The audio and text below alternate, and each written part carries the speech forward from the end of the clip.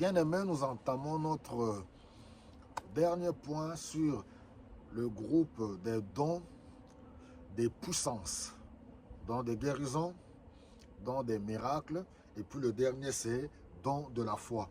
Alors, le don de la foi ici, elle est complètement différente de la foi qui mène au salut.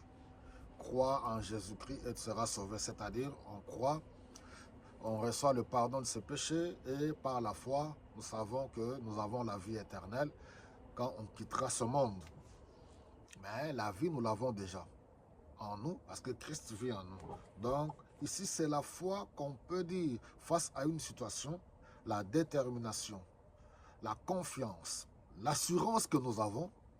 C'est une foi qui est basée sur les promesses de Dieu, sur la capacité et la puissance de Dieu. Écoutez, quand on nous parle d'Abraham, vous pouvez lire dans Hébreux au chapitre 11, on nous dit qu'Abraham avait tellement la foi, sachant que celui qui a fait la promesse de pouvoir dire, voilà, offre-moi ton fils, sachant que c'était le fils de la promesse et qu'à partir de lui, qu'il allait avoir une grande descendance. Abraham croyait, avait cru que même ce fils-là, Dieu était capable de le ramener à la vie.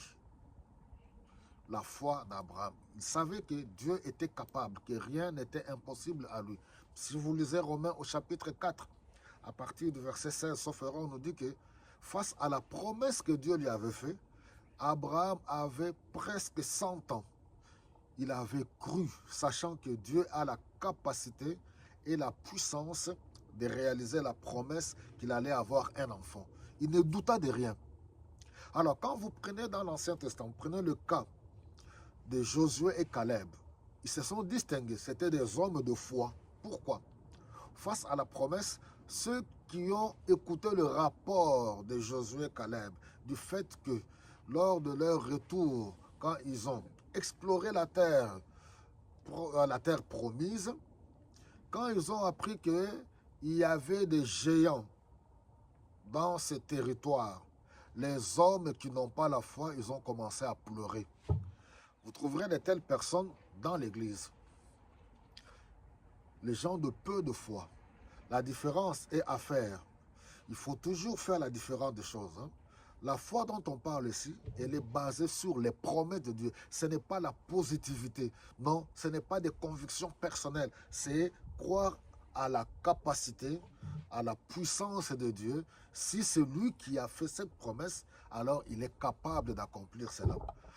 Quand on prend quelqu'un comme Barnabas, Actes des Apôtres au chapitre 11, on voit que c'était un homme rempli du Saint-Esprit et de foi. Une foi qui déplace les montagnes face à la persécution. Il pouvait mettre ses biens au service des autres, sachant que Dieu est capable, il ne va pas les abandonner. Dieu est capable encore de prendre soin d'eux, de pourvoir à leurs besoins. En fait, c'est de cette foi-là qu'il s'agit. C'est un don. Alléluia. C'est tout un don que certains ont. Alors, si vous ne l'avez pas, il ne faut pas confondre. Nous avons vu dans des églises. Vous avez une église de 50 membres. Vous priez. Vous êtes déjà dans l'incapacité de prendre soin de ces 50 membres que vous avez. Vous priez pour que Dieu vous donne 50 000 membres. Ce n'est pas mauvais. Vous allez dire c'est une grande vision. Dieu a dit il faut gagner les âmes, il faut peupler le royaume de Dieu, et ainsi de suite. Oui. Mais il faut rester aussi logique. Que faites-vous d'abord de ces 50 membres? Est-ce que vous en prenez soin convenablement?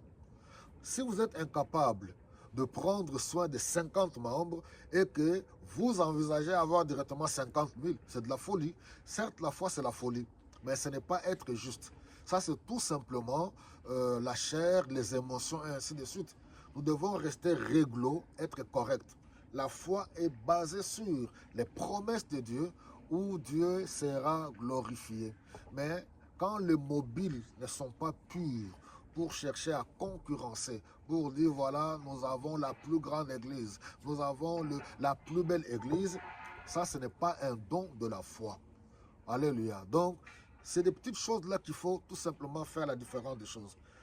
Vous devez prier. Nous devons prier. Il se peut que vous avez ce don-là. mais c'est un don qui s'entretient comme tous les autres dons dans une vie de prière, une vie de consécration, une vie de sanctification, une vie de la connaissance de la parole de Dieu, d'étude et de la méditation de la parole de Dieu. Que le Seigneur vous bénisse abondamment.